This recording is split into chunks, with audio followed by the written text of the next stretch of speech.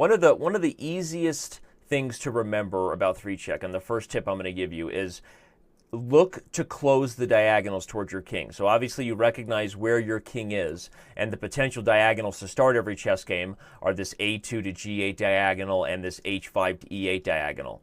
I could play a move like queen h5, which has been played before, but probably sacrificing my queen on f7, even if I get a second check, is a little bit too risky.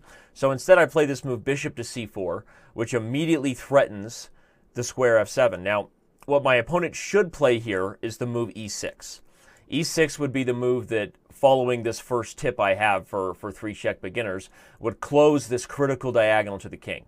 If my opponent doesn't play that, I'm actually going to be winning on the spot immediately with a combination that guarantees three consecutive checks. We're going to start with the move bishop takes f7. Obviously, he has to take it.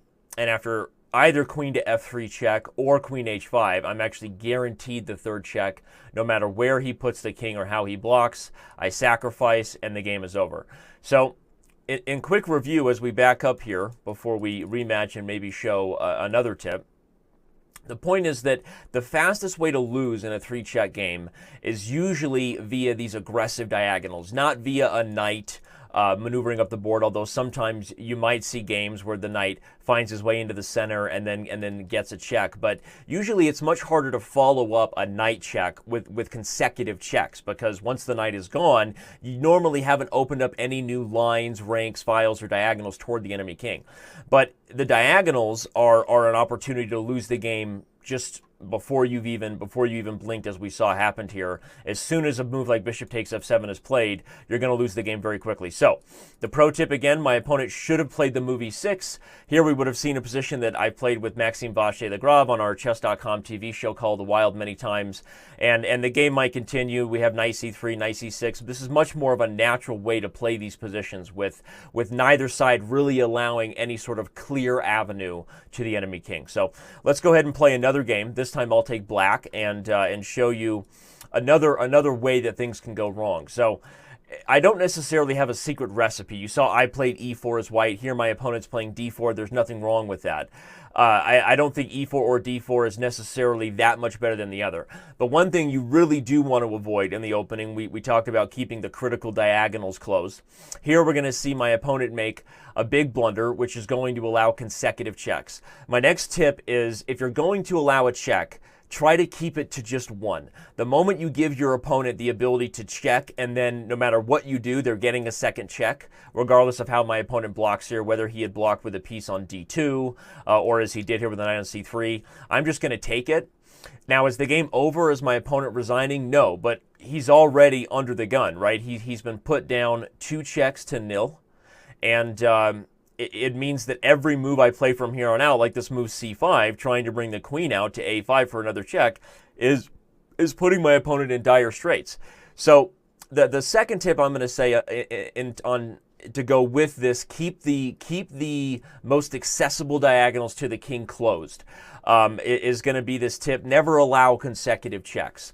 The moment we allow that, so now I don't have it, let's continue to play this game and see where I can win. But my opponent is going to have to play some super high quality chess from here on out to avoid forever the opportunity that black might get a third check, because now I'm like a wrecking ball, right? The moment I get that opportunity to open up a line like this move knight takes f2, a really dangerous move. Now I just gave my opponent 2 checks. Bishop takes h7 is actually okay, it's 1 check. I'm not going to take it. That's a very good move by him. If I take it here, really good pro tip, right? Things almost turn around for me.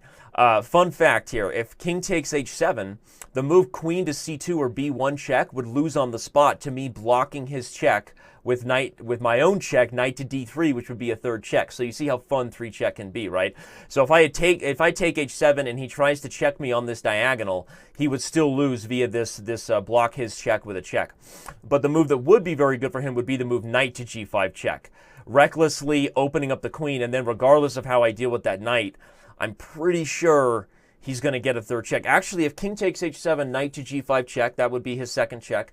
If I bring the king back to g8, it's not so simple, and then he's back to being in a tough spot where he actually has to deal with my knight on f2, even with the queen hanging. So really just to highlight that, I'm actually going to go for that, to show you that despite my mistake here, the early and reckless play by my opponent, giving me those 2 consecutive checks with bishop e4 check and taking, still put him in a position that I don't really think he can recover from. So as you can see, the reason he played that is because if he moves the queen anywhere to h5 or to c2, anywhere that would continue the attack, my knight was just going to move to d3 with check. So now he moves the king to a safe square for now, right, avoiding the 3rd check, but that allows me to sort of recover here, eliminating the knight and renewing the threat of getting my reckless 3rd check, which how's he going to stop it now? I mean, maybe g3 delays it. I'm not even interested in the queen, right, because I'm interested in getting the checks as quickly as I can. And so this game really became a really fun, instructive one in highlighting all of our 3-check tips for beginners, which, of course, if you want to see the rest of the written